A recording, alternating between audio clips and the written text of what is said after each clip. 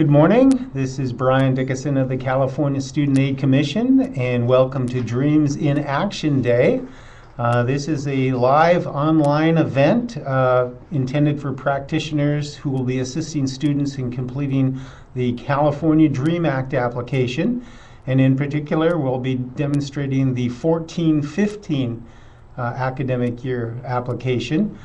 And this is made possible through a grant from the Craigie Foundation to Cash for College, and will be put on by me, Brian Dickinson from the California Student Aid Commission, and Educators for Fair Consideration. So the first part is going to be working our way through the application and talking about the enhancements and some of the changes that we've implemented for 14-15.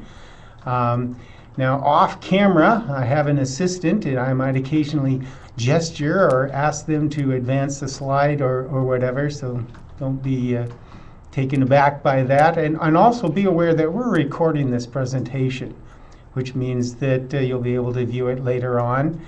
You'll note you should have on your screen a chat box to ask questions, and we do encourage you to ask questions as we go along. We might get to some of them later, but I might stop the presentation temporarily to ask any particularly pertinent questions that you might have. So without further ado, I'm going to get started here. So my part of this presentation is taking you through the application and just telling you what's what about that. Later on, we have Rodrigo Dorador from Educators for Fair Consideration, or E4FC, who will be talking about things that campuses should be doing. And I think you'll find that also very, very useful. There we go. Go to the next slide. See, it does it by magic.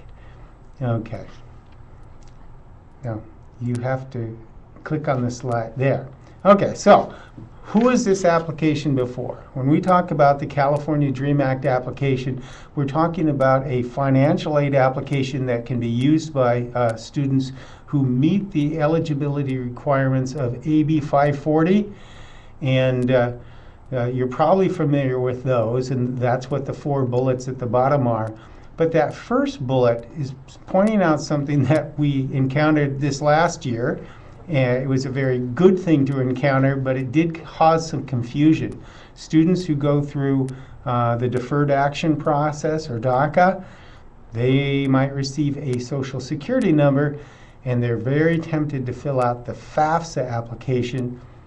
They really should be filling out the California DREAM Act application. So I think you're familiar with that, and I know Rodrigo will probably be going over that more later on. There are some people who can't fill out this application, and those are what we call the visa holders. They're persons in the United States, they have a visa, and they can't, unfortunately, fill out the FAFSA application or the DREAM Act application, with the exception of U and T visa holders. There was a state law passed under AB 1899 that allows U visa holders and T visa holders to file for California state financial aid. The T visa holders should fill out the FAFSA, and the U visa holders should fill out the DREAM Act application. Otherwise, all the alphabet soup there, A, B, C, D, E, F, G, are simply not eligible for either federal or state assistance. One of the parts of an AB 540 complete application is an affidavit that basically says that the student will, as soon as they're eligible to do so, sign an affidavit saying that they are going to seek a citizenship status in the United States. And so that's something that is retained by public campuses and has been for the last 10 years. But now we have private colleges and universities having students receive Cal Grants through the DREAM Act, so they'll be retaining that same affidavit. It's just a signed statement from the student. So to enter the application, you can go to the main Student Aid Commission website. There's the address right there. Look for that DREAM Act button. It says California DREAM Act, and by clicking on that, you get really the main portal page for the DREAM Act application. If you're going to link to this application from your website or anything, you go to this page. Don't go to any of the later pages, because there's valuable information on the right side of the page that points out, gives instructions on the application. There's a copy of a generic affidavit in case students or campuses need it. So this is the best page to link to. But then there's a little button there under the words California DREAM Act. And when you click there, you get to the first real page of the application. Now, what this page is intended to do is make it possible for students to complete a new application, and that's the bottom left-hand green button, or open up a saved application, or provide corrections for an application they've already created, and that's the right-handed button, green button. And then the button in the middle is for parent signature. Dependent students have to sign the application, and they have to have at least one of their parents sign the application in order for it to be complete. Now, what we're going to be doing is more or less going through an application for a new student. So we would click on that, start the DREAM Act application. And one of the first changes that you'll really notice with this application is that in order to make sure that the people that get this far fill out the correct application for them, is we have a series of questions. The deferred action process, DACA, has been very successful. And there have been, across the nation, hundreds of thousands of students who have gone through this process, have a Social Security number, and like I said, they're really tempted to fill out the FAFSA. But what we're going to do with these simple questions is just find out, hey, should you be filling out the FAFSA, or should you be filling out the DREAM Act application? So continuing on to the next page, the first thing it asks them is, do you have a Social Security number? Yes or no? Let's assume that the student says, yes, I've got one. So they click they fill out the yes button, they click on it, and it asks them, did you get this through deferred action? Because if they did get a social through deferred action, it means that they're supposed to be filling out the DREAM Act application. They're awfully tempted to fill out the FAFSA, but they really shouldn't. There's no benefits there. So if they say, yes, I did get my social through deferred action, we ask them, are you a citizen or eligible non-citizen? Now, those words are something that's used on the FAFSA to designate persons who are eligible for the FAFSA. And if they're eligible, if they're a citizen or eligible non-citizen, and there's a definition right there, then the student really, if they have a Social Security number, should be filling out the FAFSA. But if they're not eligible citizen or eligible non-citizen, then they should check no. And going on to the next slide, it just says, in other words, I don't know, I don't think I followed the right order on these, but they're yes/no questions. I don't think students will have a hard time getting through this and filling out the correct application. If someone does fill out the FAFSA with their DACA Social Security number, it does confuse college campuses, and the Student Aid Commission is also kind of not clear what we're supposed to do. So in any case, that's what they're going to go through first. Now, a question just came up here that I'll answer is, does the FAFSA application talk about the DACA Social Security number? And actually, it does not. The application instructions are somewhat ambiguous. It doesn't make it clear. It says if you're not a citizen or eligible non-citizen, that you are not eligible for federal financial aid, but then the instructions actually say, but fill out the application anyway, because maybe your state or your college needs it. And that's just not correct advice.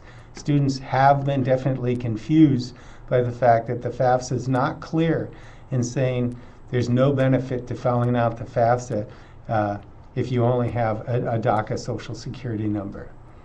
Okay, go on to the next one there. Anyway, this is our series of yes/no questions. We eventually ask if the student is eligible under AB 540. That's what those questions are, yes or no. And then they get to the point where it says, based on your responses, you should be filling out the DREAM Act application, and then we go on from there. So we think this is more simple than what we had last year, which was one single page with an awful lot of text that was very confusing. So let's get started. The first thing that the student does is establish an account. In other words, to get in and out of the application, we ask them for some demographic information. They will establish a password. On this screen, we have built in some screens, some data validation, it's called. And that's what that yellow box there is it just says, you know, you have to enter the data in this format and don't skip this question. It's really critical that the students get accurate information on this page, because this is something I was shocked. I should not have been shocked. When you're dealing with young people, they will do things that amaze you. And there were students who misspelled their name on this page. And I'm not talking about, you know, putting in a hyphenated name or anything. Their name was James and they put Jame without the S, stuff like that. So it's critical to have them. They're probably great keyboardists and have spent a lot of time banging away and entering data that way, but they need to get this correct, okay? And then we ask a challenge question. That's what that drop-down box is. This is like so many other websites. You know, what was the name of your favorite pet, or what was the first grade teacher you had, or something like that. And this just allows us to validate the student. If they contact us and say, hey, you need to reset my password, we're going to ask that question. So hopefully they will know the answer. Another great question that came up, is there a way to distinguish between a DACA Social Security card and a regular Social Security card? Well, there are only 3 types of Social Security cards, and the one that is issued to students who go through deferred action, it will say on it, valid for employment only. It's big words right on the front. And, you know, and I think Rodrigo's probably going to talk about this a little bit more, so I'm going to go on from there. So getting these questions right is critical. And you know, setting up a password and a user ID, this is how they're going to access the application going forward. So just be aware that they got to do this right. Okay, go ahead. So we say, is this your information? They just keyed it in. It should be accurate. And we do require an email address. So if they don't have one, they should be encouraged to get one. Yahoo, Hotmail, Gmail, whatever it takes, just get one so that we have a way to contact them. We then, after they have confirmed that that is their information, we make them log in using that information. So at least once after they tell us what their password is and all that, we will make them use the password to get into the application. And then, because this is an application that is currently in use for the 13-14 year, and will remain so until the end of the 13-14 year, so June. The student's going to have to make sure they click on the correct year. If they're applying for financial aid for fall of 2014, they need to check that left box that says 2014-2015 school year. If they get that right, then it gets easier from there. Alrighty. And then we have some basic instructions that just say pay attention to red flags, and this is how you complete the application. We hope students will take a moment to read this and not be too eager to get into the application. We still have the counter there on the right side of the page that has the big numbers that are counting down. It says 29:52. For security purposes, we need the student to work their way through this application and complete it. And if they walk away from that computer, this counter is going to go down to 0, and then it's going to log them off. Okay, it doesn't mean that they can't go back in, but we don't want students leaving it open, and that's not a good thing for them. If they're taking a long time and they get down to 2 minutes or 1 minute, it's at that point they should simply save the application, and there are save buttons. There's a green save button that they can click on, and that'll start the counter over again. The intent of this is just to make sure that the students are filling out the application and not doing other things with an application open. So on the next slide, we will carry over the demographic information they already entered and then start asking additional questions. Now, if you look at this, it says on question 8, what's your social security number or individual taxpayer identification number? So if they have a social, we'll collect it. We don't really use it for anything other than, if needed, a future identification of the student. If they have an ITIN number, which they might have been using to file federal tax returns, then that's good for us to have. We pass that on to the college campuses, and then they can use that to validate the tax return information if required to do so. So again, it's not a required field. You'll notice that the questions have little red asterisks next to them. Those are the required fields. And the Social Security number ITIN question is not required. If they leave it blank, it's not going to make a difference. We would ask students to give us that information if they have it, because we want to make sure that they can be quickly and clearly identified by a campus or the Student Aid Commission if they contact us. So going on here, we've carried over some of the information. When you click your mouse on a question box, and so let's say at this point we clicked on question number 8, over on the right side of the page it will say help and hints. This is online help for each question that's on the application. You take your mouse, you click it in the box, and it will tell you what it's all about. And this should really help students in understanding what they're supposed to be putting in that box and what it actually means. And so I've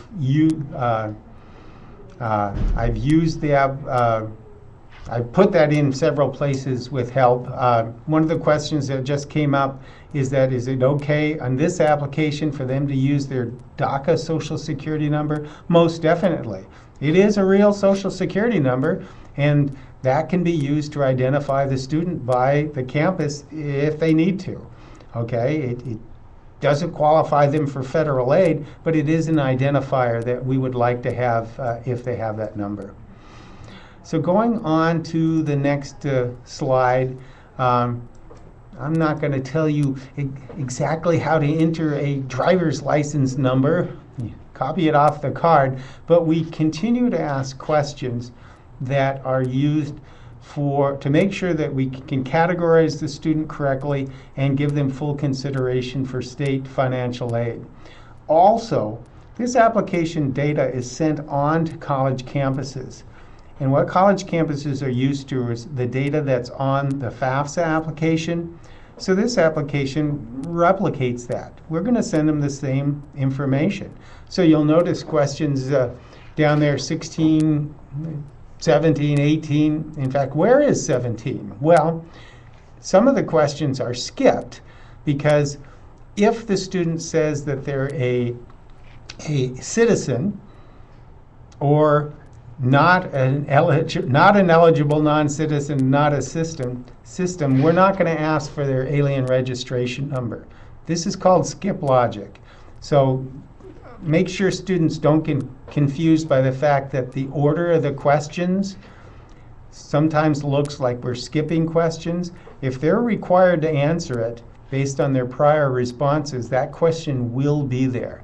This is a way to make the application quicker and easier to get through. So we do ask whether they're a citizen, and if they are a citizen, they really should have paid attention earlier because they should be filling out the FAFSA application. So you can go on. If a student has both a Social Security number and an ITIN, again, it's not going to hurt them one way or another. But what I would advise is that if they have filed federal tax returns, so their 1040s, they used one number or the other, they should use that same number.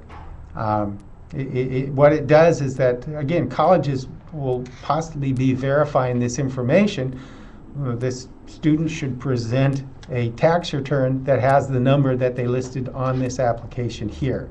So, again, just something to keep in mind so that the student knows why they're submitting it. The only thing we do is hold on to it for identification purposes.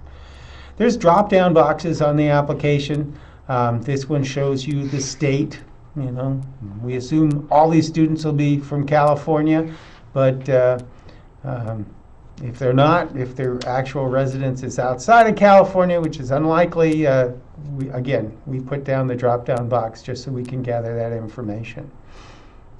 Go ahead. We would imagine that most of the students completing this application, all of them actually, will indicate, like that little blue question says, no, I am not a citizen or an eligible non-citizen. Now the phrase eligible non-citizen confuses a lot of students. It's a federal phrase. It does have a specific meaning. It means that they have gone through the immigration process. They probably have a alien registration number, but those students really should be filling out the FAFSA. But we ask this information so that, again, what we pass on to the campuses is the same that as what the feds are using in their application. Okay. Now see under, again, looking at this question 15 there, it says enter a valid email address. That's another of the features that allows us to make sure the student is supplying data that we need. If for some reason they put in either an invalid address, and there's certain characters and protocols that you can't use in an email address, we'll mask that out and ask them, hey, please provide something that's valid, and then enter it again. So again, more so than last year's application, this application is paying more attention, if a computer can do that, to what the student's entering to help them make sure that they get accurate data that we can use. Alrighty, so going on here, we are going to be asking questions about things like the parent's education level, what is the student's level in college going to be, and this just gives me the opportunity to say that because these questions are really so close to the questions that are asked on the FAFSA, if you have FAFSA instructions, you can use those for the majority of the questions in the DREAM Act application. We will have a separate DREAM Act application question, guide that, that tells you how to fill out the questions. So with the help feature that's off to the right there, and the very complete questions that are stuck on the website, we think there'll be enough information for students, parents, and yourself to be able to assist the student in completing this application. Okay. Now, saving the application. Someone asked questions about that. That counter is going to be clicking down, and of course I was making slides here so that I could demonstrate an application that's not live yet. But when that application gets down to 2 minutes and down to 1 minute, these pop-up boxes jump out in front of them and say, hey, you need to save your application. And there's a big green button there that says Save Application. There is sometimes an application down at the bottom of a page that they can click on. But if they really enter all this data and it times out, they're going to lose all that data. That's the intent.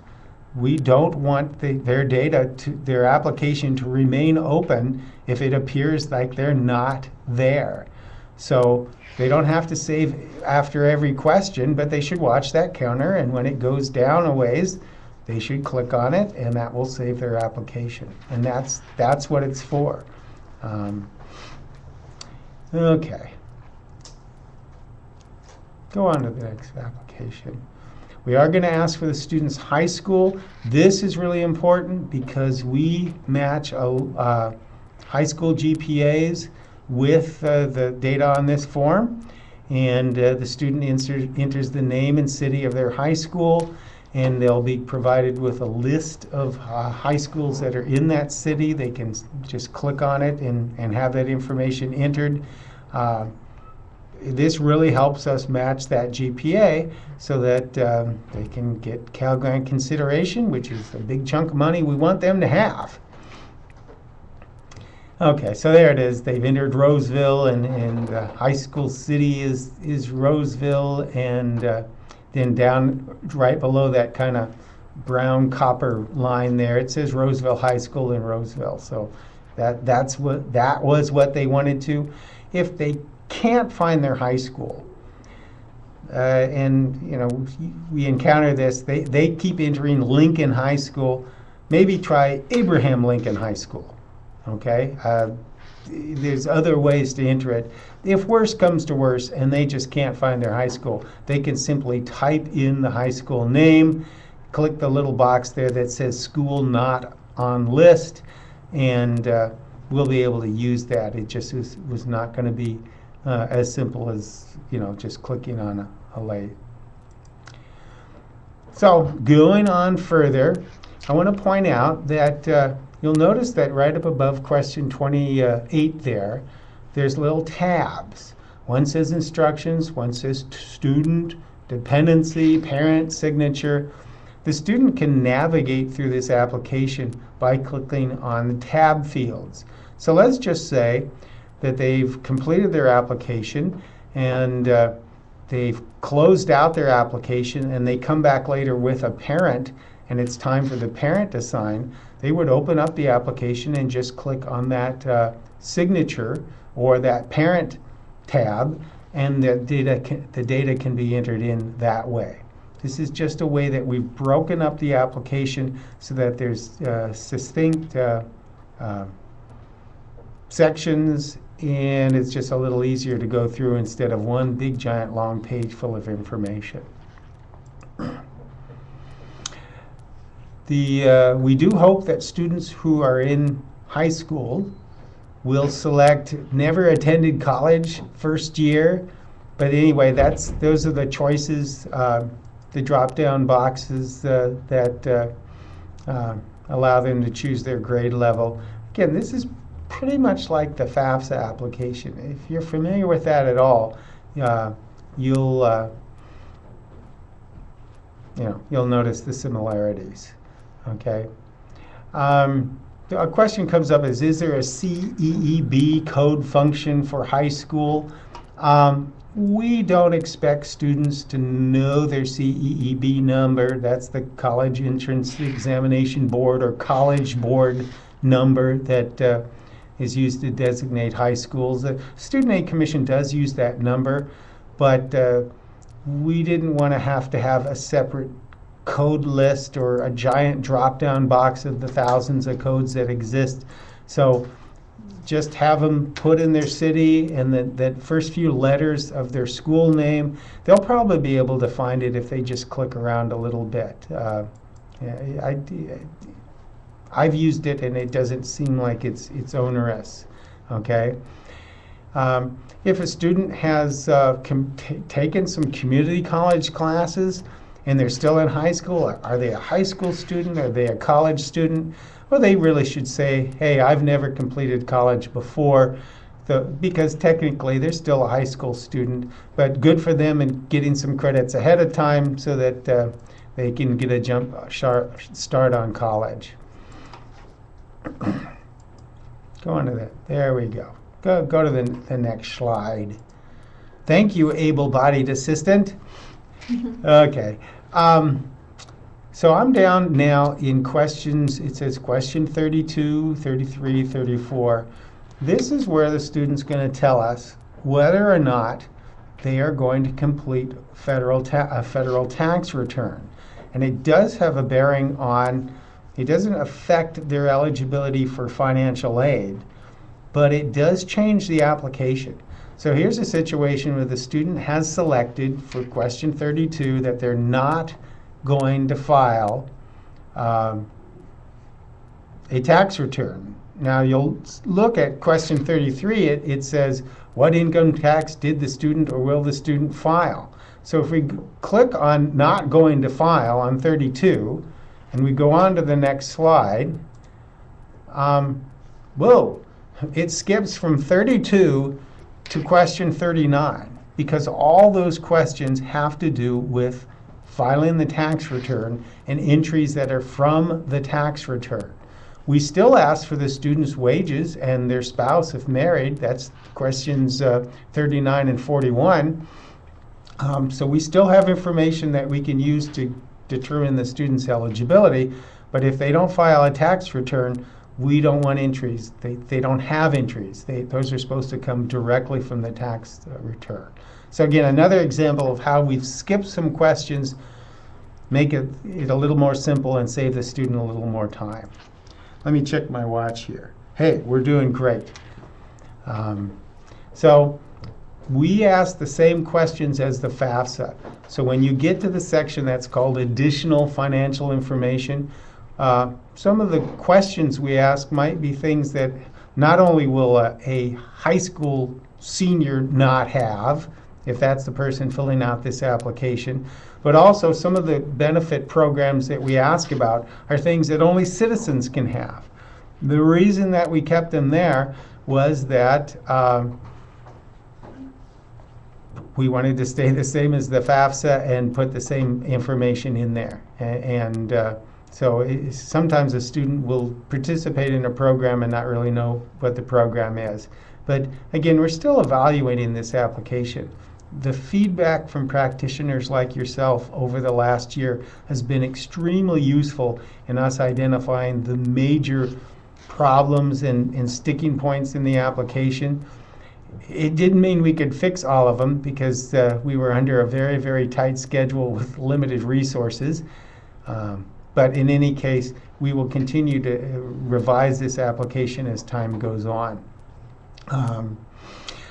Another question that somebody put up here is ask about the degree. When a student lists on this application or the FAFSA application what degree they're working on, they should enter the degree that they're taking coursework for right now, even if their intent later on is to get a master's degree or a PhD or whatever. If they're a first-time freshman, they're either working on an associate degree or a bachelor's degree, and that's the way that they should fill it out. not their eventual goal. I hope they do have eventual goals that are very grand, but when filling out the application for this year, what are you working on? And usually it's an associate or bachelor's. Okay, so in the additional financial questions here, it asks about combat pay. You should be aware, I hope you are, that undocumented persons, males, can and must register for selective service. They can join the U.S. military and serve, and this is a very great thing. So some of the people filling out this application are going to be older persons who have been in the military or are in the military, and they might have combat pay. So just be aware that if your student population, it looks like the question is just completely off base, remember that this is used by many students at various age ranges. In the questions, like in question 44, we will treat a blank like a 0, although it wouldn't hurt for them to put 0 in there. The question always comes up, how will you know they answered it unless they put something in there?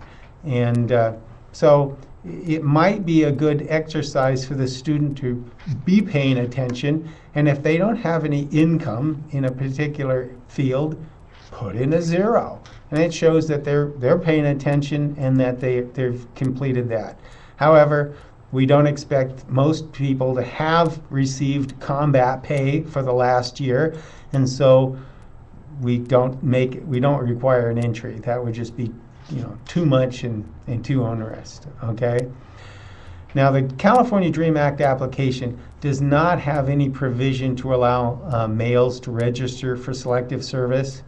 The basic law is if you're male between 18 and 25 in the United States and you're a citizen or an undocumented male, you are required to register with selective service. And we do have on that first page where there was the information off to the right, there is a selective service form that the student could fill out and use. They probably won't have a social security number, or even if they do, they can enter it and send it in to the Selective Service Administration. If they don't have access to a form, they can frequently get a form at the U.S. Postal Office. But yeah, it's something that's required, and it says in state law. So the dreamers and non-dreamers, if they're males, they have to have registered with the Selective Service. Okay. So if you're out there in the real world and you're getting broadcast issues, which sometimes happen in a web application, understand that we're recording this entire presentation.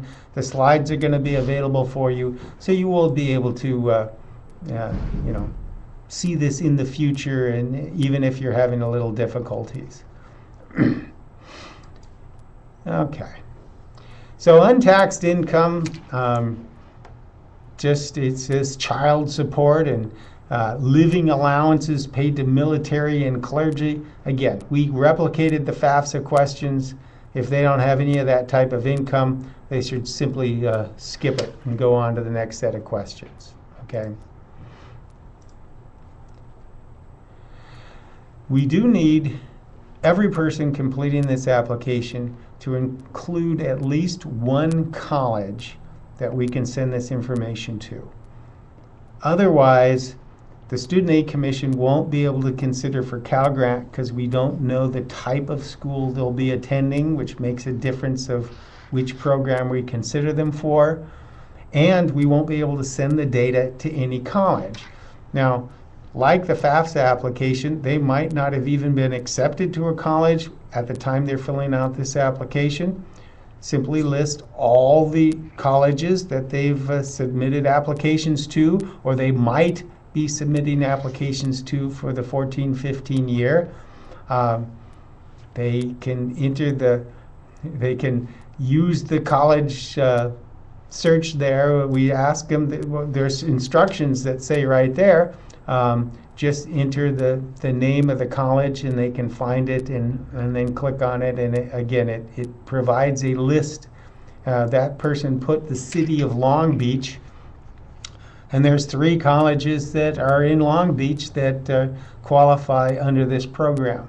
So I think that's fairly straightforward. You might want to open up an application and go through and complete some of these questions to see how it works. As long as you don't save the application, you haven't done any damage. If you do save the application, or you actually submit the application, it's going to cause us a lot of confusion, and of course we will require a college, and then that college will get an application that's just busy work for them. So if you do test this, and our intent is to eventually have an online test application, that's not something that we're ready to provide at this time. But anyway, if you play around in the application as a practitioner, just don't save it and then log out, and it doesn't cause any damage. Okay. Schools that are ineligible for the Cal Grant program are not going to show on this list, because if they're a public school, they definitely are eligible for Cal Grant, and there's public school aid that they can receive. But if they're not eligible for Cal Grant and it's not a public school, the only program that they can get through this is a Cal Grant. And so we leave those schools off. And it's updated every year as schools fall in and out of the program. So for 14-15, there will be an up-to-date Cal Grant list from which schools students can choose. So go on. Okay, here's a question that comes up all the time. Does it make a difference on the order that they put schools on the application? It makes a very, very minor, in only a very small way. If, let's say, the student lists California schools on this application, which they should be because it's for California only, we'll use the first school to determine their eligibility for a Cal Grant. But on their California aid report, we'll list the top 3 California schools. If you really have a student that is applied for more than 3 schools, and let's say they fill up all 10 that can be entered on this, it's very likely that they're going to be eligible for assistance under this program. They just need to tell us as soon as they're sure where they're going to go. So really, it doesn't matter the order they put, because once they've submitted an on-time application, they're allowed to change the college, and that's not an issue. And it's, so if college number 10 is where they end up, as soon as they know that, they should just contact us and say, I'm at college number 10, and we can update the application. And they would do that through their Webgrants for Students account, which is the account they use after they have an award. Private schools are part of this. So I can name the big names, but Biola University, Stanford, USC, University of the Pacific, Pomona College, it goes on and on and on. But yes, state law allows the Dreamers, students filling out this application, to get a Cal Grant at those schools.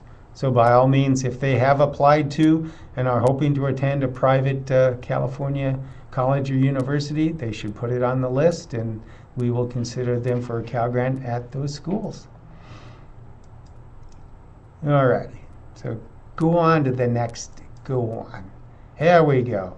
Now we get to the part of the application where it asks, we can try to determine whether we need parent information on the form. Now the feds, on the FAFSA call these dependency questions. Those of you who've been around realize that the students might be as independent as anybody, but there's a very particular definition for whether or not parent information is required. And there's actually 13 questions that might be asked, and these are them. So once a student's 24 or older, they're considered independent. Now, they might be still living with mom and dad and have no income, and so they're definitely dependent to live on their parents. But for this application, and the FAFSA for that matter, once you get past age 24, you don't include your parent information. Likewise with the next question, when a student is married, they are considered independent and they do not include their parents' information. Okay? There it goes. That's a nice circle. Very even. Students who are at the our post-baccalaureate level, in master's programs and beyond, they're considered independent. So what we've done is we ask the student a few of these questions, but soon it becomes apparent that the student really is independent, using that word, and that we don't need parental information, and we'll skip some of the later questions. So we won't get down to the questions way down at the bottom of the list. Like question 57 is, are you homeless? We won't ask that question because they've already said, I'm age 25. It doesn't matter whether they're homeless or not. We don't need their parents' information. So this is just an opportunity for the student to clarify what they are. When we get to the point of determining that, hey, you look like an independent, it says, you're considered an independent student. This means you are not required to answer questions about your parents, and it throws that up there. And what it will do is they'll just then go on with the application, and we'll skip over the parent questions. Okay, so just it is critical. And if they do something like this, you'll notice the red text that's right there after question 47. If earlier on they said they were not married, and then they get to this section and they say they are married, we're going to say, well, what are you? And they'll either have to change this response or go back to the earlier response and change that. Okay, it's conflicting information, and both can't be true. They're both yes or no questions, basically. It's just a way that we can assure that we and the campuses end up with accurate and clear data so that they can shove it into their computer and process it. Remember that it's computers that process these things, and so conflicting information causes computers great concern. It drives them crazy, doesn't it? Okay, so going on here. Oh, the question came up, are people that have bachelor's degree or in post-bachelor's degree programs eligible for Cal Grant? No. Cal Grant is for undergraduates only. But should the student fill out this application? This data is going to be sent to every school that they list on the application. What is that school, when they get it, going to do with it? Okay? Well, that's something to ask the school. They might want their graduate students to complete this application. This is something that students should communicate with the colleges so they know what they should be doing. Obviously, if they're a high school senior or they're an undergraduate student, we want them to complete this application. But just because you're not eligible for Cal Grant, that doesn't mean you shouldn't fill out this application if the campus is asking you to do so.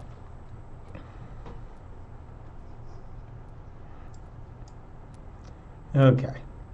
So anyway, this is the remainder of the dependency questions, and there's the ones that talk about,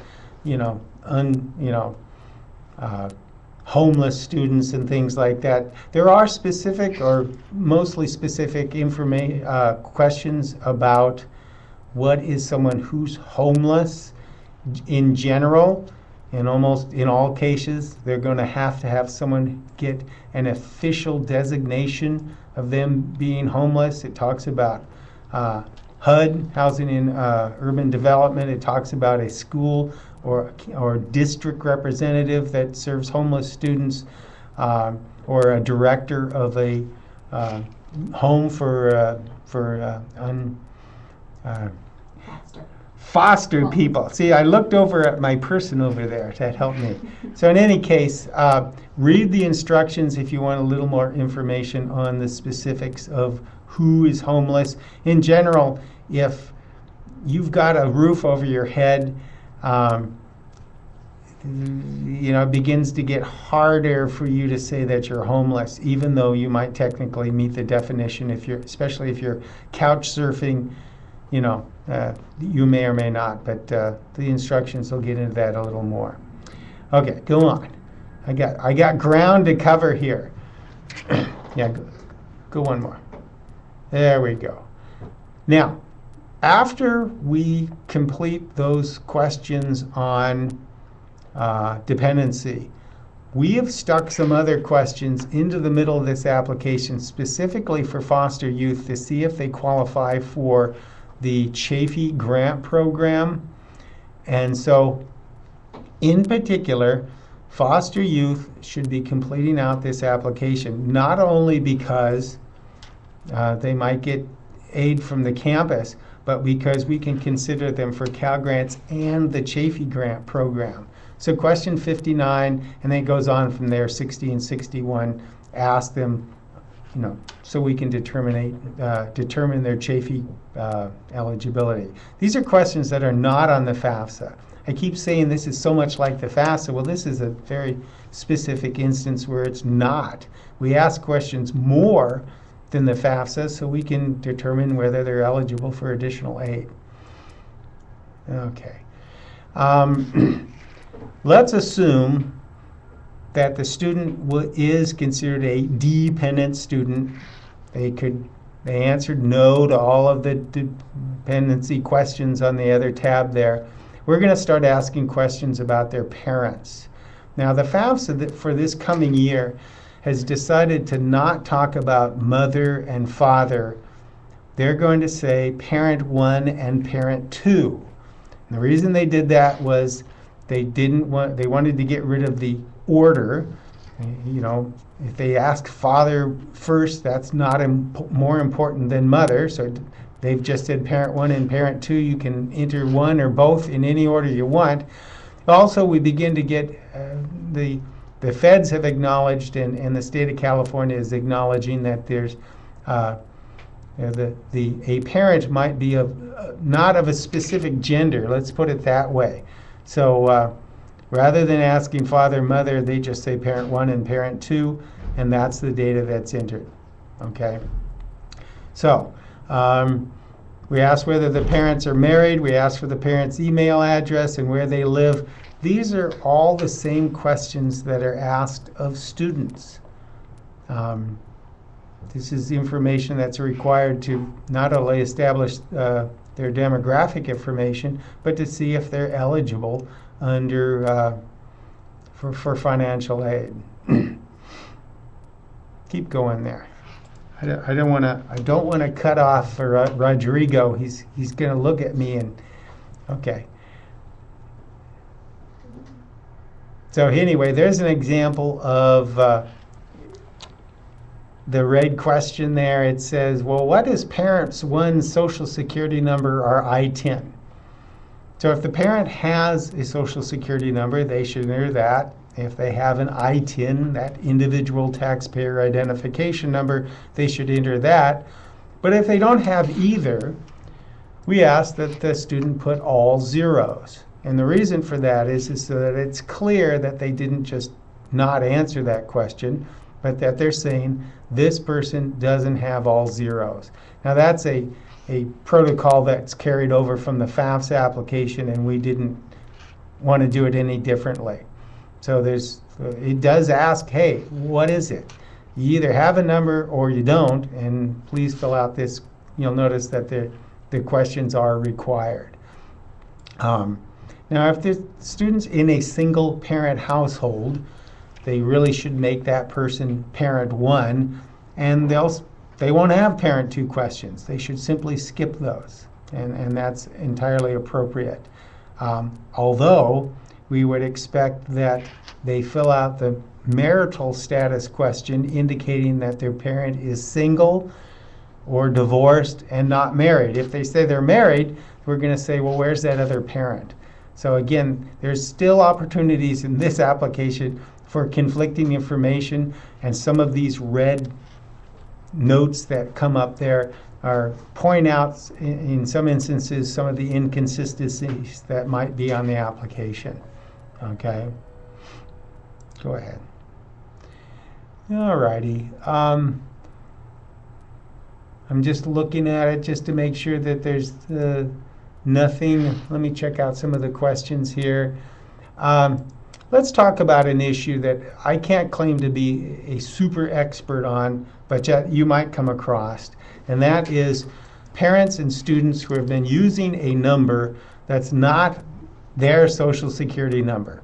Now, Rodrigo later on might have more on this.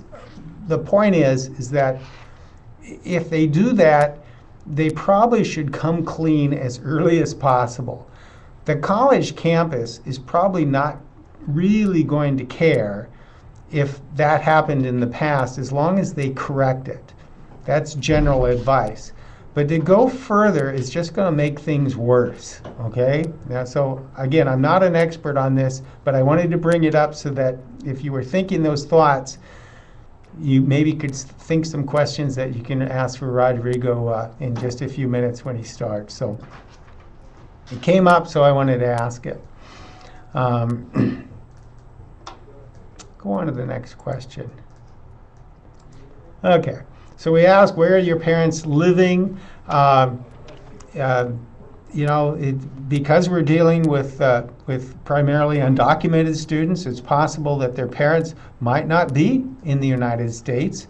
And so we do want them to put their income, the parents' income, on the application. It's probably or possibly going to be very low. It might not be, but if it is, it's not going to affect their eligibility for financial aid. But they're definitely are very likely not going to have a Social Security number. So you would enter the parent's information and enter all zeros under Social Security number. Okay. Okay. We do ask the parents about any programs that they may have participated in, food stamps and Social Security and stuff like that. Understand that the free or reduced lunch program would potentially be available to undocumented students. So again, we kept the same list that they have on the FAFSA, although in practice we expect that not many Dreamers are going to be completing some of these questions. It was important that we not only use the same questions that they use on the FAFSA, because we're required to calculate the student's financial eligibility in the same way as the federal method, but also this is what college campuses are expecting. So, you know, some of them seem like they're just way out of place for this student population, but they might be asked anyway. If the parents indicate that they're not going to file taxes, just like the student, we'll skip those questions. In this example here, they said they're going to file, they will file a federal 1040. So then the next questions ask, well, how much income tax did you pay? What was your adjusted gross income? Were you eligible to fill out one of the short forms? This is used in federal needs analysis methodology. And so we ask the same questions. Go ahead.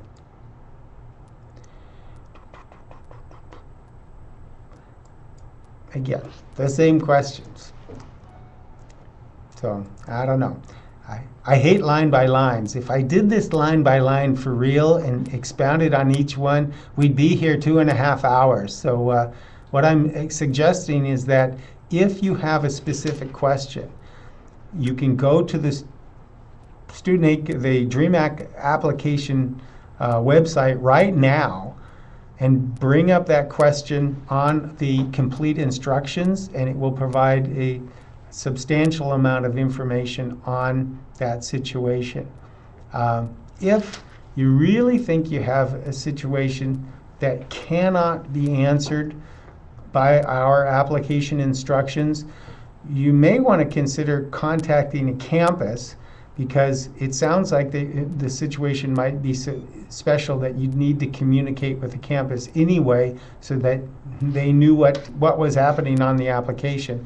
You can also contact the Student Aid Commission, and we can assist you in getting correct information on the form. So eventually, we're going to get to the point where the student, I'm checking my watch, has to sign the application. We have established the student's identity. They have reached the end of the application. We give them a set of instructions we hope they will read. It's all the serious stuff like, hey, you're supposed to fill this out correctly, and there could be penalties if you don't do it. I mean, we don't want to scare them off, but the point is that at this point it becomes a legal document. You're asking for taxpayer money from the state of California, and yes, we want them to certify that they are indeed filling out the application correctly. So they read further down on the page, then we give them a signature box. In that big green bar there's a little checky box, and they check that, and they hit the submit button. And that submits the application questions that they've submitted up to that time. Okay?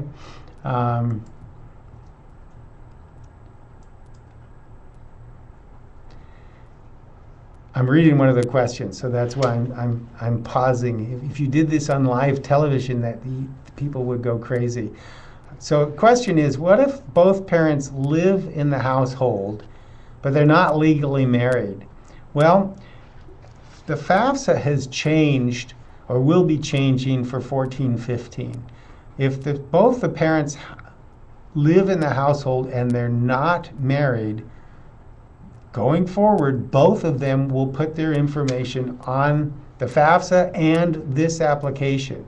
When the federal requirement changes, the DREAM Act application requirement changes, because we are in sync in that manner. So unmarried parents in the same household, both information goes on there. If they're living apart, in other words, it's a single parent household, only one of the parents provides the information, the one that the student lives with. Okay. So they have submitted the application, and the pop-up box there says we've noticed some invalid data. So some of the information that was entered earlier on, there's something that, as far as we can tell, is probably not right. So what we do, look at those tabs up there. You know, the instruction tab, the student tab, and all that. The red ones, the ones that are in red words, those are the ones where there's missing information. So the student should click on, for example, the student tab, and it says, as of today, what is the student's total income or their assets? Question 41. You'll notice there's a red asterisk that we need to answer there. If they don't have any assets, they put 0. But anyway, this just demonstrates that we're checking the application as the student goes on and trying to catch as many inconsistencies as we can. The student should expect that they might see some. And on the parent field, they indicated that there was a parent 1 and a parent 2, but they didn't provide any of the asset information or the income information. So it's going to ask them. If they do complete those applications and they go down and then submit the application again, they're going to get this box. And I need to explain part of what we're trying to do with this box. It says, notice that it may take up to 24 hours to complete. We ask that they wait for a period of time before submitting the application again. They get this box when it appears that their application is complete. But one of the things that we had last year with our application, the way that it was programmed, was that we were getting multiple application submission from the same student in a single day. That caused havoc. What that does is that creates, if they click the button 6 times over 6 hours, we get 6 applications, and we don't really have a way to differentiate them. So all we're doing is kind of slowing down the process here. If they submit the application, they've met the deadline. If the next day they want to make a correction, they can make a correction. If the next day they want to make a correction, and so on. But we had some students submit more than 25 applications, and all it did was confuse us and confuse the schools that got that data. And that was clearly a failing on our part.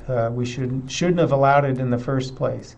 So the students should make sure their application is complete, hit the submit button, and then we're going to make them wait to the next day to make any changes. And that's the way it's going to work for this year. We will be very interested in hearing from you on how that works in practice.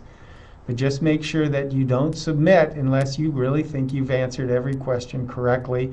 And of course, there are some features that make sure that anything that we can tell should have been answered is answered.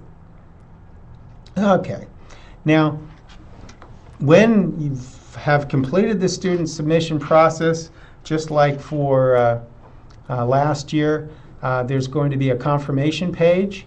And the confirmation page is going to have red comments down there and comment codes. And just like last year, comment code 108 says we need your parent's signature. So if that's the case, we have built in a parent signature button on this student confirmation page. So that green button that says parent signature, when you click on that, going on, which takes us on to the next page, it then says this page is only for parents, and they are to complete the information that's on there. The questions that are asked of the parents are just to indicate that they have at least had some contact with the student. So they will need to know, going on to the next slide, what application year the student completed, whether or not they need to get their PIN code, which is what they do first, and then the student's name and date of birth and so forth. The intent of this is to make it possible so a parent can sign the application if they've been there with the student. So they're in the household and they say, hey, mom or dad, it's time to fill out the application. Or if the parent is remote, they can come back later or from another location and log in and get the information in there. So we build a single process that would accommodate both of those situations. So all this information is filled out. We ask that you get the student PIN first, and that's that second box down there. What will happen is we'll ask for the parents' reported wages. Right down there it says $23,521. That piece of information was entered by the student when they completed the application, and they should write that down and give it to the parents or call them and say that's what you're going to need to go in and fill out this part of the application. Now, if they forgot what was entered there, they can go to their confirmation page and the student aid report page, and I'm going to show that to you shortly, and print out what they put on the application so they'll have that information. So when that is completed, there's going to be a parent signature box just like the student's box, and when you hit the submit button, clickety click, it's going to at that point exit the student from the application. Okay, now the reason we did that is because the parents just signed and we don't know if the student's there. So we want the student to be the one that goes back into the application. So I will admit that we wish that this could be a little less clunky. However, it's set up so that it will accommodate any situation that the student and parent is. So anyway, the student logs back in. They saved their login ID, we hope. They go to the confirmation page, and now there's still codes there, but basically it says, you know, you should contact your school and stuff like that, but the application is complete. The student's DREAM Act ID number is there up under where it says their name. There it is. That's the number that we use to communicate with colleges on the student's identity. Further down on the confirmation page, there's an expected family contribution. And that's useful for the campus and the Student Aid Commission to know how much aid that we can offer to the student. They can decide if they want to review this and then print their student aid report. And this is the California Student Aid Report. And so that's go to that Cal ICER tab there. Okay, notice how we clicked on that far right tab. This student has two versions, the one that they signed and then the one that the parents signed. So we're on their second transaction, but if you click on that little Adobe clicky button there, can you see it there? That's the one. That thing right there will produce a PDF version of the student's application responses. It's a way that they can have hard copy record of what they entered on their application, so if they need it later to supply to their parent, or if the campus asks for something, they can print this out and they have proof that they've completed the application. Go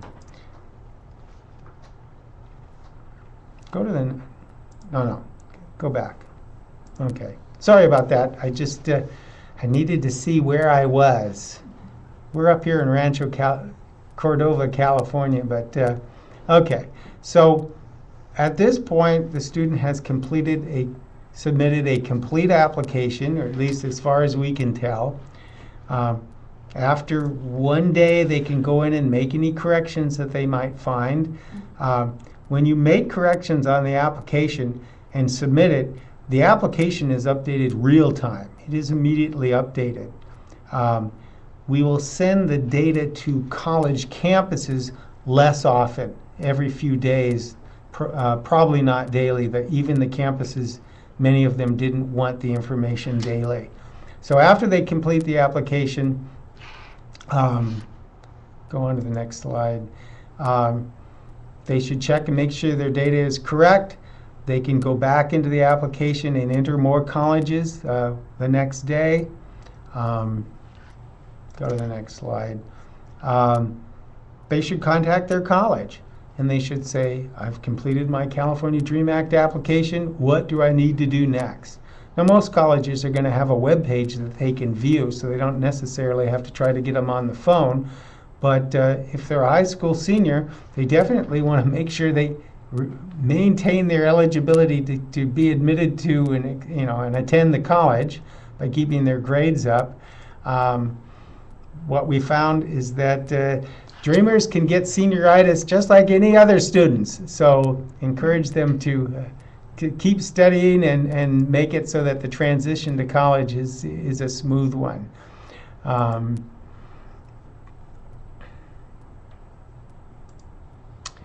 Okay.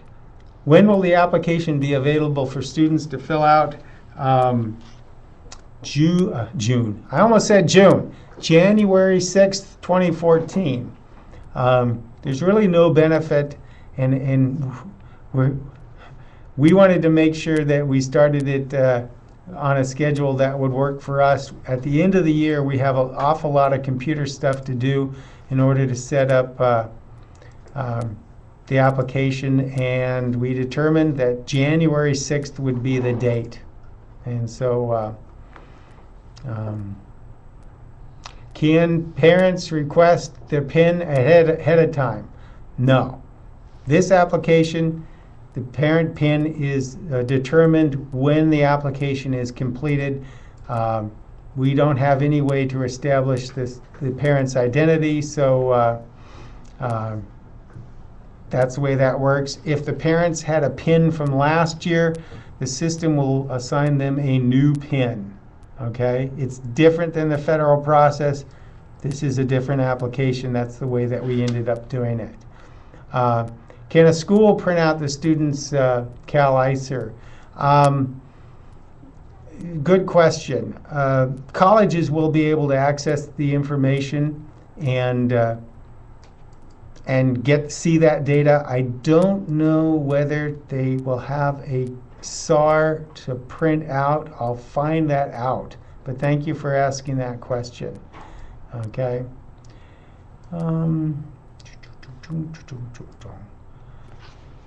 It's now time for me to turn over the chair to Rodrigo Dorador from E4FC. Keep asking questions. We can continue to answer them. Look for this application when it comes out. And on your screen right now is the contact information for our processors and our school support branch. Make sure students use the student number and that schools use the school number. So thank you for participating. We'll talk to you again. Now a magical thing will occur. Bye-bye.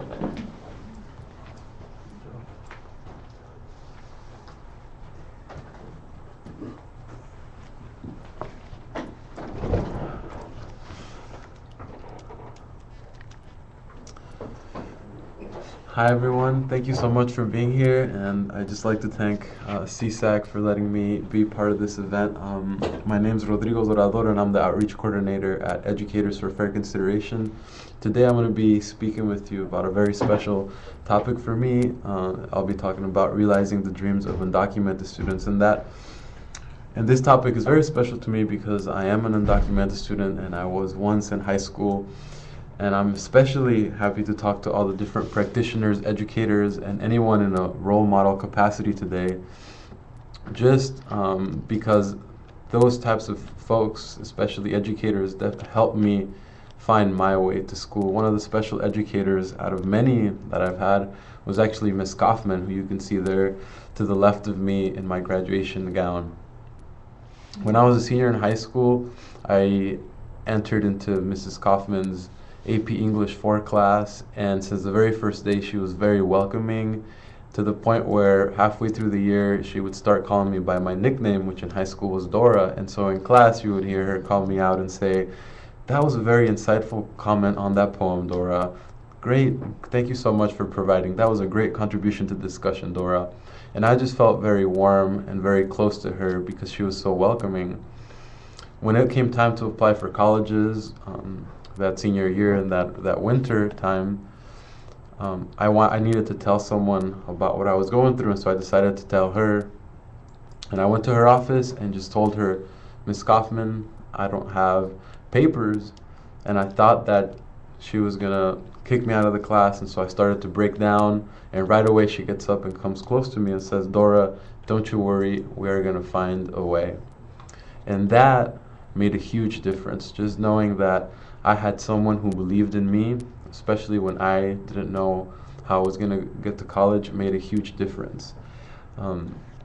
And really, what was really beneficial about that interaction was that I was able to be honest with Ms. Kaufman about where I was in my path to college, and she was really honest as well that she had no idea of how to help me or how I could get to college, but we started with very basic things. And so today I'm going to talk to you about all these different things that I've learned ever since I told Ms. Kaufman I was undocumented, and all the things I've learned working for E4FC. For this presentation, we're going to go over the background about E4FC. We'll talk a little bit about an overview of undocumented students and the policies that affect them, and end with a section on best practices for schools. One of the educators that, could you go to the next slides? One of the educators that started E4FC, you could see her in the blue, Kathy Jin at the very top left corner. was an educator that knew where she was at, and she decided to start an organization called E4FC, Educators for Fair Consideration. Could you go on? And the mission was to empower undocumented young people to achieve their dreams, their college dreams, their career dreams, and their dreams of becoming U.S. citizens. And the way it started was, you can go to the next slides. The way it started was that Kathy really started this organization as a scholarship fund, and so a lot of students applied to what's called our New American Scholars Program. They got scholarships. They went off to UC Berkeley, CSU East Bay, a lot of different schools in the Bay Area. 4 years later, once they graduated, they came back to Kathy and said, okay, I'm done now, what? I don't have an ability to enter the workforce. And so Kathy started to train them and develop these student leaders into what became a lot of the staff members that now run the various programs. As you can see, we have a legal services team that I'll talk about more in depth later. We have the outreach and organizing program that I coordinate alongside with my colleague Jose. And we do community education specifically in the Bay Area, but also statewide with webinars like this and other key events. In addition, we have a student support and career services program that helps students figure out how to solve issues that come up when they're in school, in either high school or college, and also how to enter the workforce. Finally, at the heart of E4FC's program is our Arts and Creativity program, which is a program that develops the stories of undocumented students and undocumented young people so that they can counter the narrative of immigration that we have in the U.S. today. In addition to all these, you can go to the next slide, we have a massive amount of wisdom and information that we have on our website at e4fc.org. We have things like scholarship lists, student guides, educator guides, and all the knowledge that we've amassed throughout the 6-7 years that we've been an organization in these guides. So today definitely I'll be going over a lot of information, but I will not be going over everything. And so if you'd like to find out more, I would encourage you to go and browse and peruse through our resources online. To start at the very beginning, I would just like to talk a little bit about the population of students. It's important just to highlight two things. One of them is that undocumented immigrants come from all over the world. They do not come from Mexico. They do not come just from Mexico. Certainly here in California, we share the border with Mexico, and so there's a big history, and there's a lot of things that have gone on that makes it so that a lot of undocumented immigrants are from Mexico. But there's also a large portion of the immigrant community that's from all over the world, including places like South America, Asia, and even Europe in some instances. Altogether, there's around 11 to 12 million undocumented people in the U.S., and we've been using some of these statistics for years now, and the two important ones that we've been working with is this idea or the fact that there are 65,000 undocumented students that graduate from high school every year nationwide. And there's also around 7,000 to 13,000 students that enroll in college nationwide per year. Now, this isn't a really amazing statistic because just last year, there was actually a little bit over 29,000 students that applied for the California DREAM Act application. And so here in California, we were able to double the amount of students who were thinking about college and enrolling in college by passing a very amazing financial aid law. In California, we hold 25% of all undocumented immigrants, and the majority of them are concentrated in the Bay Area. As you can see, all of our statistics are from the Bay Area, and also there's a large portions that live in the Central Valley and the Southern California area. And so the way it breaks down here in California is that about 1 in 20 people are undocumented. So there's a lot of people to serve here in California, and some of the policy that affects these individuals, I'll be going over two types of policies. First, we'll go over immigration policy, and after I cover that, we're going to talk about educational policy. Deferred action is actually a temporary relief from deportation that also grants beneficiaries a work authorization. With that work authorization, folks are able to then get a federal photo ID, request a social security number, and so that's why there's a lot of folks who are DACA beneficiaries and have a social security number. And I'll be talking about how that social security affects their financial aid application.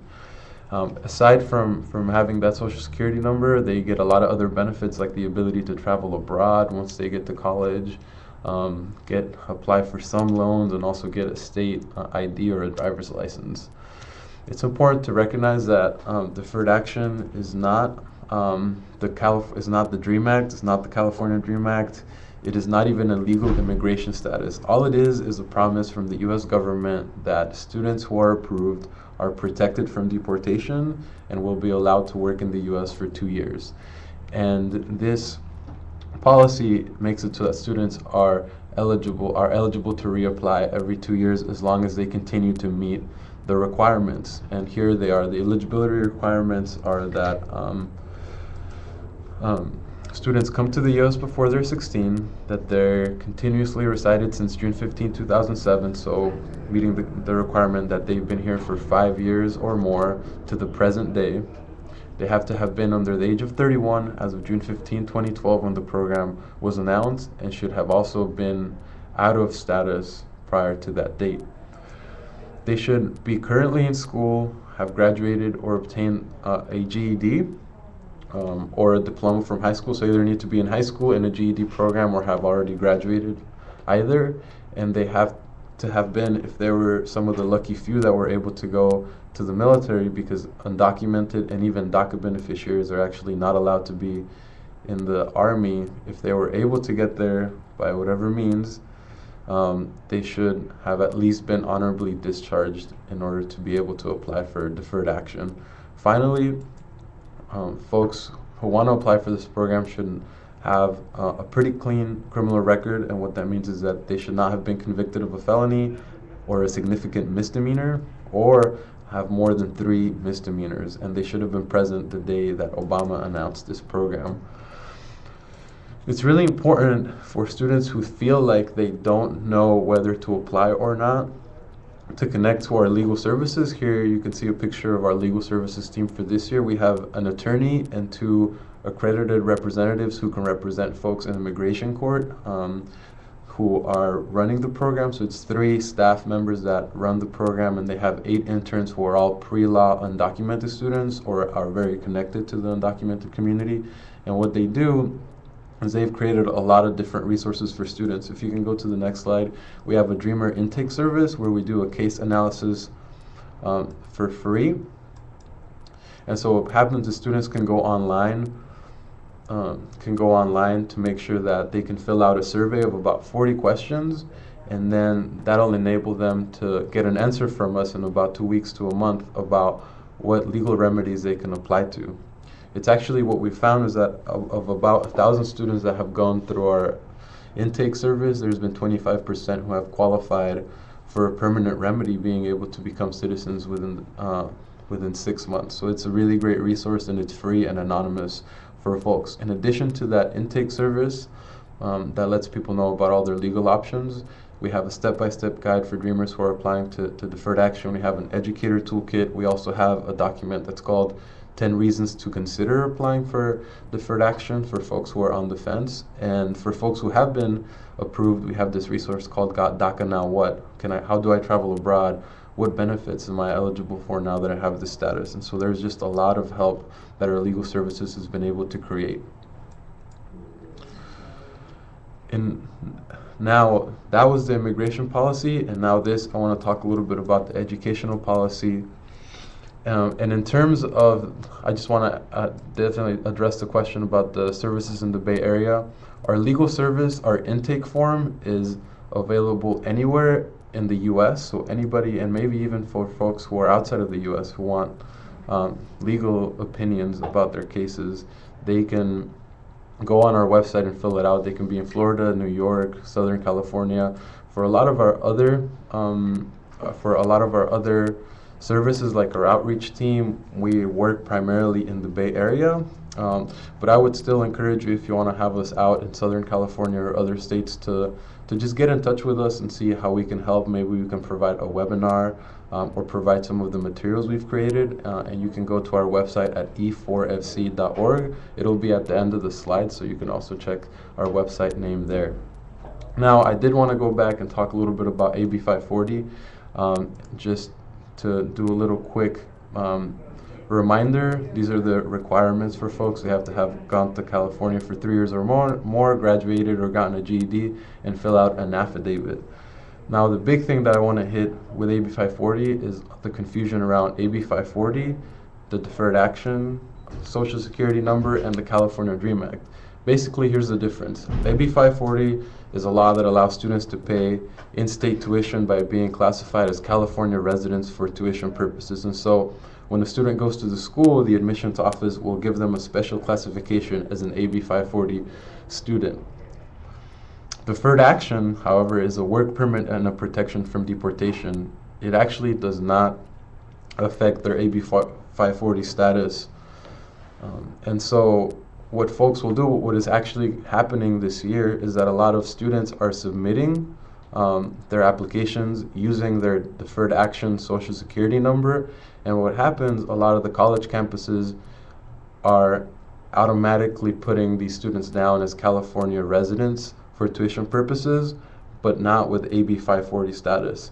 And what happens is, if students are not eligible or not classified as AB 540, they're not eligible for California Dream Act aid. And so if a student is not classified as an AB 540 student, once they are going to be dispersed a Cal Grant or any sort of aid from the state, there might be a hold on their record. And so it's really important just to know that students will use their deferred action social security number in college applications and other applications, but it's really, really important that they go and talk to their school and make sure that they're classified as AB 540 in order to be eligible for the California Dream Act.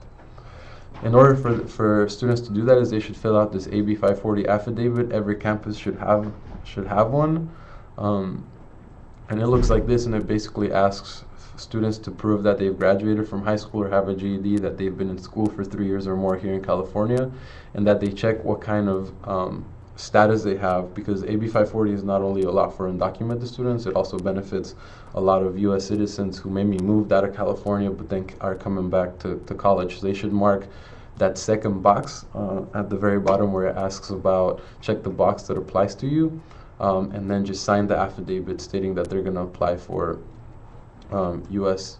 for citizenship as soon as possible. Yeah, the box highlighted, those two highlights are the parts that undocumented students should definitely fill out. So that's AB 540 and what it works, how it works, and how it affects deferred action. The California Dream Act is also, it's not deferred action. A lot of parents, especially I see in the community, are confused about the different three laws. So there's AB 540, which grants in-state tuition. There's deferred action, which is a work permit and protection from deportation. And then there's the Federal Dream Act, that is a proposed law that would give students a pathway to citizenship.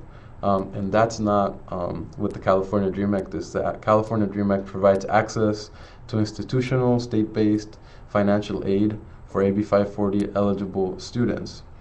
And there's two parts to it. The first one that I want to talk about is definitely AB 131, which offers state-based financial aid to students. It started just this year in January 1st. And some of the very notable requirements that Brian already talked about was that males should register for their selective services. Folks should go to a postal office so that they can fill out the selective services application form. Even students who have a social security number will not be able to apply online. They'll have to do it through mail. In addition, the other two big points that I did want to talk about was just that students should definitely fill out the application for the California Dream Act and submit their GPA. And I say this, and I want to emphasize this just because a lot of students, especially in the undocumented community, have never, ever, ever had access to financial aid, and so they're not really familiar with the financial aid process. So it's really important to start educating these students from the very beginning. What is financial aid? Why did it start? What are the different programs, and how do you qualify, and why do you have to submit this application and a GPA? And so it's really important to start educating those students from the very beginning, and also letting them know all the different benefits that they can get. As you can see here, here's a beautiful graph that we created alongside the California Student Aid Commission. And as you can see, students are eligible for a lot of different aid. If you see at the community colleges, they're able to get Board of Governors fee waivers, so they don't have to pay tuition. They're eligible for Cal grants, state university grants, UC grants, a lot of the first generation programs for students like the Educational Opportunity Program, as well as the Chafee Foster Youth Grant. And at vocational schools, they're eligible for Cal Grants A, B, and C. So there's a lot of aid that has been opened up to students, and that's been really great. The way that students could you go to the next slides?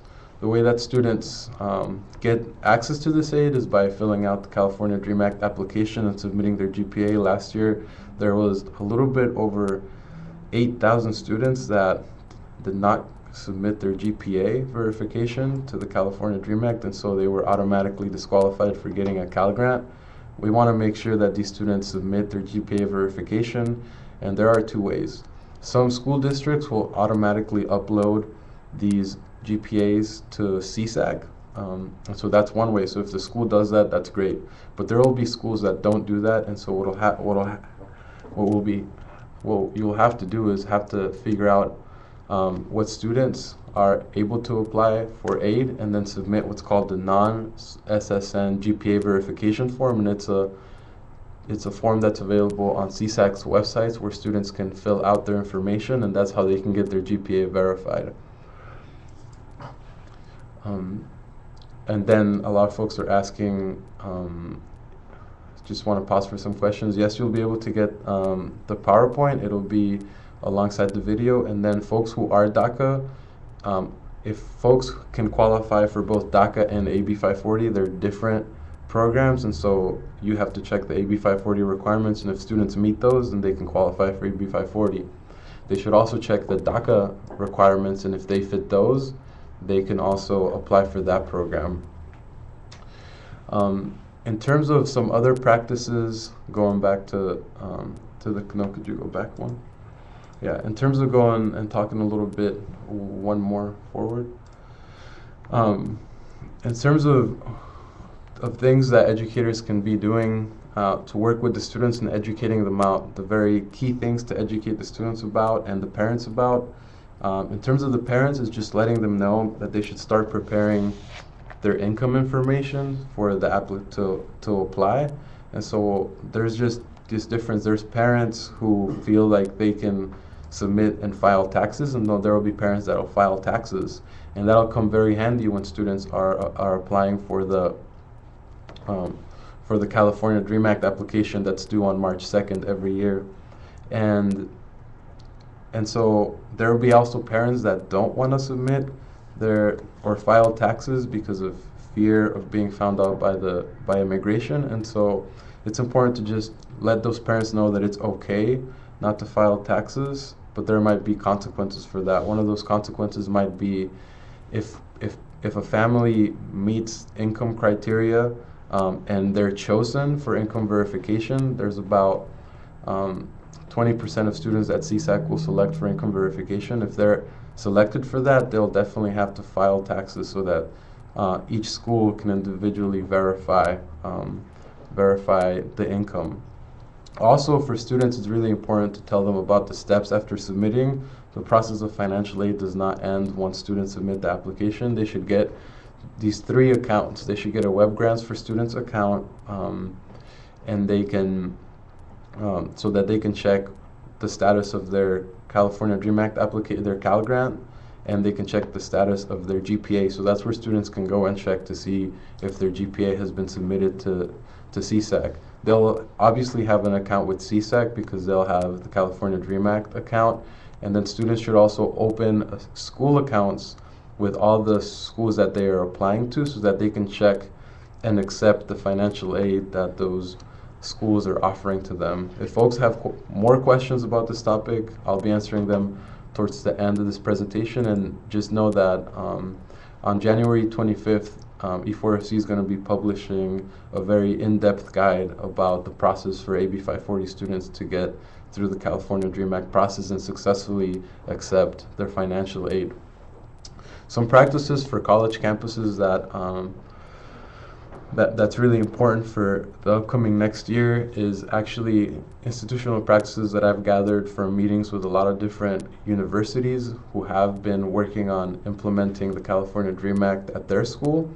And they recommend really that each school has an AB 540 point person in the financial aid office, just because there are a lot of things that are unique to these applicants and to this population, and a lot of different issues that come up, challenges that are definitely very solvable if people know the information. So it's very important to have at least one person that is well versed on AB 540 students and well versed on the California Dream Act application. And that way, when the information is centralized, students can be pointed to one person, and that person can have as many answers as possible. And if not, they can definitely contact CSAC or contact E4FC if they have questions. In addition, it's really important for schools to have inclusive websites. I've visited a lot of websites that I've seen that do not have any information on how undocumented students can get financial aid. And so it's really important that when students are going up and researching what college they want to go to, they're going to look for the financial aid, and they're going to go to the website and see that, well, this school doesn't say anything about undocumented students, so should I apply? And so it's really important for colleges to have inclusive websites, especially talking about the California Dream Act, AB 540, so that students feel like they are welcome at those universities. For folks who are working either in high school or even in the financial aid offices at a college campus, it's important to just enable the students to lead the process. This is their financial aid, and so it's really important to coach them and give them direction so that they can take the necessary steps to get their financial aid. One of the big issues that came up last year was matching the residency statuses. So this question of how can folks differentiate a deferred action Social Security number from a Social Security that belongs to a U.S. citizen, and there really is no way to do it on paper. And so what has been done is there's a lot of different practices that are going on at San Francisco State that have figured out a way to solve this. And basically what will happen is for students who are undocumented, who are AB 540 or have DACA, who submit the FAFSA, there will be no EFC calculated for them. So when the financial aid counselors open up that student's financial aid file, there will be a discrepancy. And it's very easy to see that students who, if the Social Security number or the immigration status they put on their FAFSA does not match the immigration status or the residency status that they put down when they apply to the college, if those don't match, that's a really easy way to tell which students are which. So one of the cases will be, for example, when an AB 540 student submits the FAFSA, under the school's residency status, they'll be classified as AB 540, but then on the FAFSA, they might be listed as having some sort of other status, and that's how folks at some colleges have been able to find students who aren't providing matching residency status. And so it's important to know and establish systems at the school to make sure that students are classified as AB 540 under the school residency, and as well as when they submit the California Dream Act application. One of the big things that a lot of colleges have been telling me to provide is to just develop a good relationship with the residency deputy when questions come up about residency requirements for different students. And finally, also for schools to create an income verification process. So CSAC selects, like I said before, around 20% of students for verification, but it's actually up to the schools to verify that income. And so it's important for schools to create a process. It's very similar to the FAFSA process of income verification with a few differences. I'm not going to go into those. We're going to put out a guide on how schools and college campuses can create an income verification process, but there are schools that already have set up their own California Dream Act income verification process, and that's very important for schools to do so that every student can get their financial aid, and that not being able to do the income verification is not an obstacle for them. In addition to this amazing state aid, to the state aid for undocumented students, the California Dream Act also has a portion that grants institutions the discretion to provide private financial aid. And so schools like UC Berkeley have already put millions of dollars to go to their undocumented students, and there are just a lot of scholarships that are opening up, like departmental scholarships at different CSUs and USCs that are opening up to undocumented students.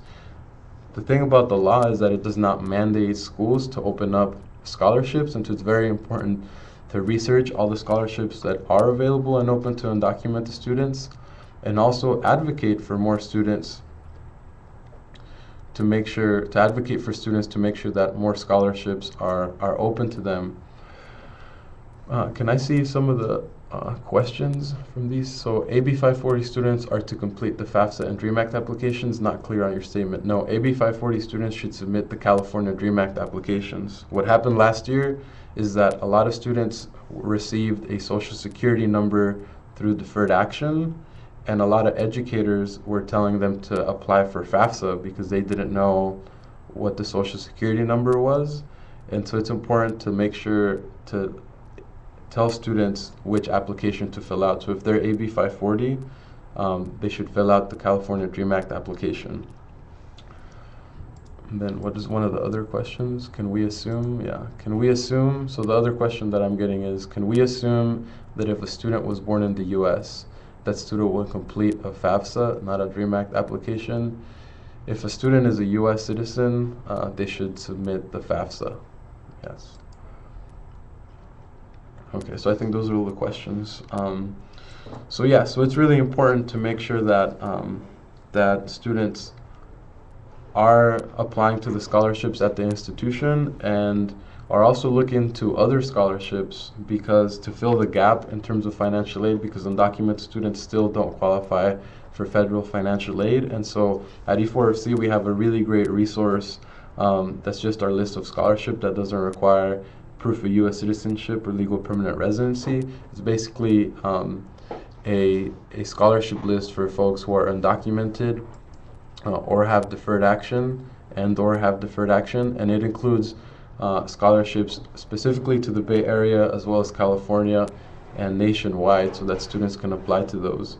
Outside of scholarships, there are many alternatives that other students can use to pay for college. Some of the ones that I'll talk about are just this idea that they can open up what are called individual development accounts, and I would just ask that folks, these programs exist at very different cities and counties, and so it just varies, and so it's important to just let folks know that that's a resource and that they can look up these accounts, because the way it works is folks can save money and then it will be doubled or tripled depending on the program if they use the money for educational reasons. They can also go online and create campaigns on Indiegogo, GoFundMe, all these different crowdsourcing fund websites, because it really facilitates folks being able to create a story, create a campaign, and then letting donors just click and donate money to them. They can join lending circles, which is a process by where students can get together and they can kind of let each other borrow money once a month so that they can pay tuition on time, things like that. Those are very useful alternatives for students to get in their money on time. In addition, folks can also just start working. Folks who are DACA beneficiaries can use their social security number to work and save up money to pay for school, so that's definitely another alternative. In other states, there are states that have DREAM Act equivalents. The other states are New Mexico and Texas. So California, New Mexico, and Texas are the only states that provide state-based financial aid for students. But there are a lot of states, a little bit over 16 or 17 states, that offer in-state tuition for undocumented students. That's definitely a big help for students. I am from Arizona, and so when I was going to high school, they actually passed a law that made it so that undocumented students had to pay out-of-state tuition. So there are other states, and on our website, we do have a resource that explains which states have which laws. So you can definitely go online and look that up. And so, as you can see, although undocumented students are still not eligible for a lot of federal financial aid, there are many resources to help students find their way. And one of the actually biggest things that I come across and that educators encounter is really this idea of how can I help students when students are not coming out and telling me about their needs as undocumented students. And so now I'd like to get into the portion of the presentation where I'll be talking about best practices for supporting undocumented students. When I was in high school, I think one of the best things that helped me and helped motivate me to do really well in school and to be open and feel safe in my school about being undocumented is that my high school put on a week-long conference about immigration called Crossing Borders. Stories, not statistics, people, not problems. And so throughout the week, they made it mandatory that every person in school, over 1,100 of us, went to all the different talks and homilies given by priests, attorneys, politicians, and even some local undocumented students. And so by creating this space, the school really made me feel like they had my back. It made me feel like they really understood who I was, especially because a lot of the content of the conference was pro-immigrant, and so it really made me feel at home. Now I know that that's not possible at every school. There's not the time, the resources to put on a week-long conference and make every single student go, but there are a lot of degrees to building institutional change. As you can see, here is a portion of our educator action group. And these are folks that work at San Francisco State, that work at UC systems, that work in the community college system, that work at private schools, that work at high schools, and even some nonprofits. So we have a wide range of folks working in very different institutions and in their own ways have been able to build institutional change in their schools to provide more access to undocumented students. The best way to get in touch with these folks is actually to attend our national conference. So if you go over to the next slide, there's our little flyer. The conference is going to be happening this January 25th at UC Berkeley, and we're going to have a lot of educators come and get workshops on the California Dream Act. We'll go more in depth into how college campuses and the financial aid offices are processing the California. We'll get into deferred action and what that means. And so we're just going to get into a lot of the topics that I've been talking about in depth. But in terms of building institutional change at your school, it's really important to find allies at your school so that you can feel supported and you can feel like you have somebody that also believes in you to find a way to help students. If there's no one, or if there are people at your school, also connect with other schools and see what they're doing at their campuses. You definitely already have an ally with us. And if you'd like to just find out more information, you could definitely get a staff training from E4FC. My contact information will be at the end of this presentation, and you can contact me and we can start setting up a presentation. They usually take about an hour, and we cover a lot of these topics in a lot more depth, and really help you identify all the different institutional barriers that undocumented students might encounter, and talk to you about different ways that you can help the students organize so that they can help you help themselves. I think the biggest thing to do is to like us on Facebook. No, I'm just kidding, but liking us on Facebook would be a really great way to just find out about the conference, find out about policy updates, if there's any information that's very relevant and pertinent to know. And then just the bottom line is to elevate the voices of undocumented students. We've been living in the shadows for so long that a lot of times we don't speak up for ourselves, and so it's really, really valuable to have educators who elevate our voices and make sure that resources are coming our way and that a lot of the practices that are happening on school are very inclusive to us.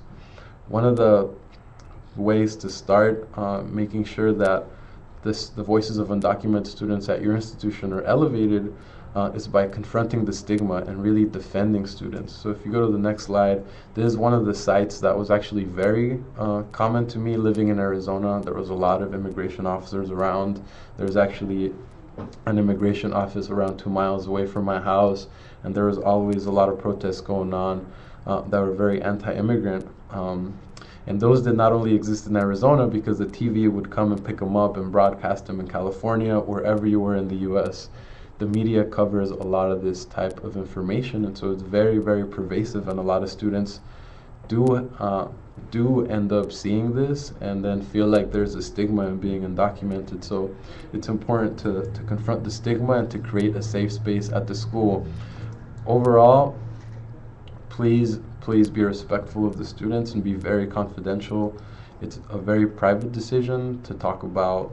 It's a very personal identity to be undocumented, so it's really important that students feel like they can have confidentiality and can be respected, and that they really can have a space to be who they are, and they can have a space where they don't feel like they're being judged for their status. And one of the great ways to create a physical space is to put up posters, to put up books, articles, stickers that say things like undocumented students can go to college, immigration is beautiful, pass the DREAM Act, things like that that can really help students say, wow, there's someone put that up in my school, so I know that their space is safe for me. Again, having one point person really helps out, so that all the knowledge is centralized, and students have a person that they can go and check in with and feel like their information isn't going around to a lot of different educators. It's just staying with primarily one individual, so it's really important to have a point person who is coordinating a lot of the AB 540 information and resources at the institution. We ask folks not to ask students to self-identify, so not asking things like, are you undocumented, right off the bat, but like right when you're meeting a person, making sure that there's some trust built in that relationship. And I have 4 minutes to go. So basically the other big practices to know is, you can go back one actually. And then the biggest thing is to just be aware of the language that you use around the students. There have been many classrooms where I've done presentations, and educators will say, now, many of you should listen to this presentation because the information will be valuable to some of you. And so it's really important to think about, why is the information only valuable to some and not everyone? Are you already singling out those students or making them feel singled out? So it's important to be aware of how inclusive the language is, and to be honest and ask about what citizen privilege means.